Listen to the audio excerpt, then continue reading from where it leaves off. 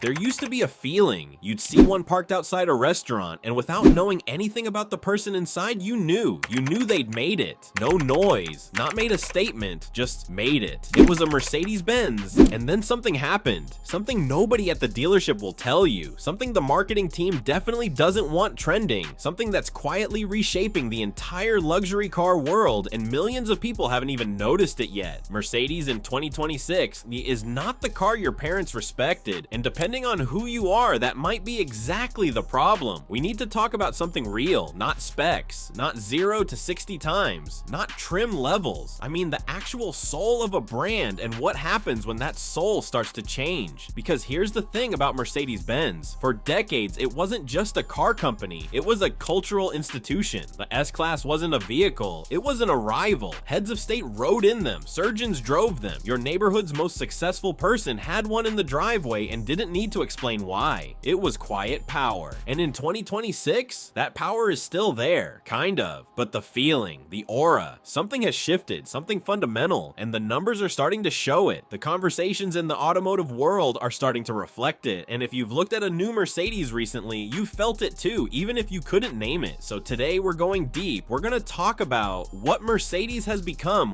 why it made those choices, who they're actually building cars for now, and whether any of this is gonna backfire in the most spectacular way possible. Stay with me, because what I'm about to show you changes how you see every luxury car on the road. The look that launched 1,000 arguments. Let's start with what you can see. The new Mercedes doesn't look like the old Mercedes. And I don't mean that as a compliment or a criticism, I mean it as a fact that we all need to sit with for a second, because the design language has completely flipped. Subtlety, gone. Restraint, retired. The new CLA-EV has a front grille embedded with over 140 individual LEDs. 140. That grille doesn't just light up, it performs, it pulses, it greets you, it announces you. And for a certain kind of buyer, that's exactly the point, because Mercedes isn't chasing the quiet old money crowd anymore. They're done with that customer. They've done the math, they've seen the demographics, and they know something that most people don't want to admit. The old guard of luxury buyers is aging out. The person who bought an S-Class in 1998 because it was discreet and engineered beyond reproach, that person is 70 years old now. And the person with the money today, the 34-year-old tech founder, the crypto exit millionaire, the startup executive who just hit their first liquidity event, that person grew up on Instagram. They don't want to be understated, they want to be seen. The problem is, when you design for attention, you enter a competition you might not win, because Tesla does attention. BMW is aggressive. Even Hyundai's Genesis is out here looking like a concept car that accidentally went into production. The field got louder, and Mercedes, once known for standing above the noise, decided to join the noise. Whether that was wisdom or desperation, that's the question nobody in Stuttgart wants to answer out loud. The screen that ate the dashboard.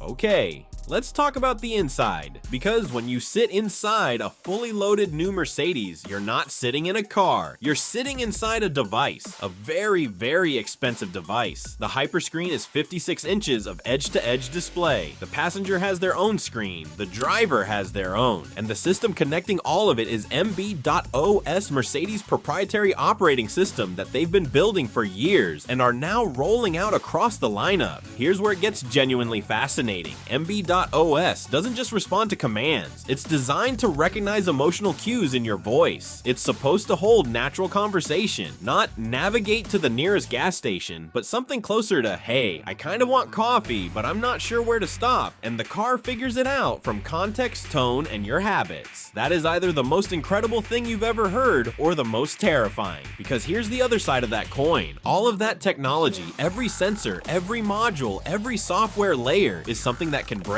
something that can glitch, something that can go wrong at the worst possible moment, and something that makes your repair bill look like a mortgage payment. The problem nobody at the dealership will mention.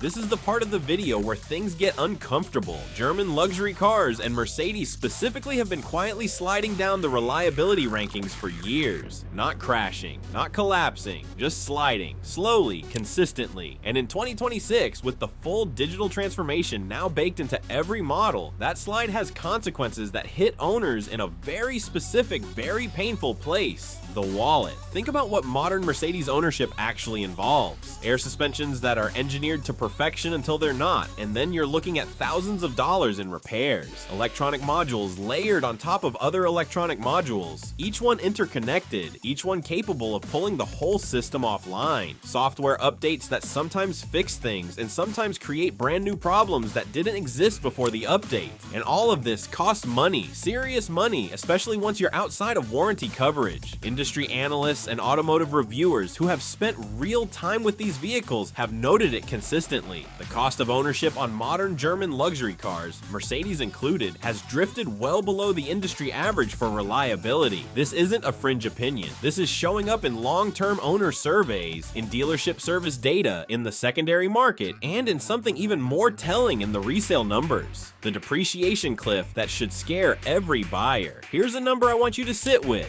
50 to 60%. That's how much value a new Mercedes can lose in the first 3 to 4 years of ownership. Half of what you paid, gone. And not because the car isn't nice, it is nice. It's stunning, often, but the market has spoken, and the market is saying something uncomfortable. Luxury buyers in 2026 are smarter than they've ever been. They have access to information that previous generations of buyers simply didn't have. They can look up ownership costs, reliability histories, depreciation curves, all before they walk into a showroom. And what they're finding is making them ask a question that would have been genuinely shocking 15 years ago: is a Mercedes actually worth it? Because here's what's happening in real time. A certain kind of buyer, older, more experienced, someone who's owned multiple luxury vehicles, is quietly walking out of Mercedes dealerships and walking into Lexus showrooms. Not because Lexus is as glamorous, not because the badge carries the same weight, but because a Lexus will run for 200,000 miles without drama, because the interior might be less exciting but the ownership experience is calmer, because they're tired of paying for the privilege of worrying about their car. That is a brand identity crisis hiding inside a sales report. Who is Mercedes actually building cars for now? And this brings us to the core question that Mercedes has already answered. They've just answered it quietly. They're building cars for a new generation of wealthy people. The intergenerational wealth transfer that economists have been talking about for years is now actually happening. Trillions of dollars moving from boomers to millennials and Gen Z.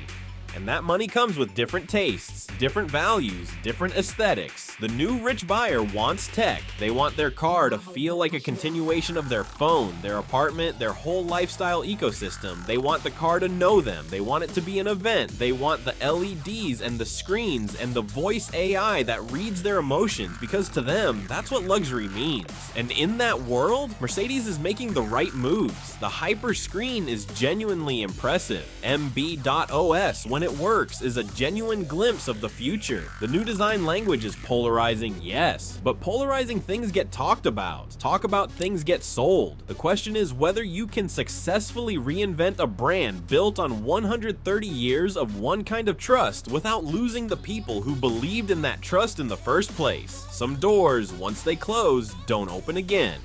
Mercedes isn't dying, let's be very clear about that. They're making breathtaking machines.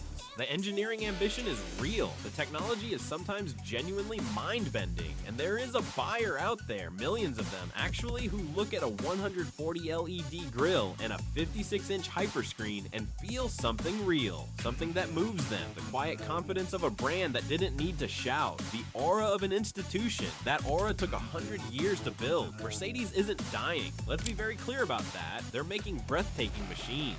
The engineering ambition is real. Actually, who look at a 140 LED grille and a 56-inch hyperscreen and feel something real, something that moves them, but there's also something being lost, something that can't be measured in specs or software updates, the feeling of sitting inside a machine that felt like it was built for a lifetime, the quiet confidence of a brand that didn't need to shout, the aura of an institution. That aura took 100 years to build.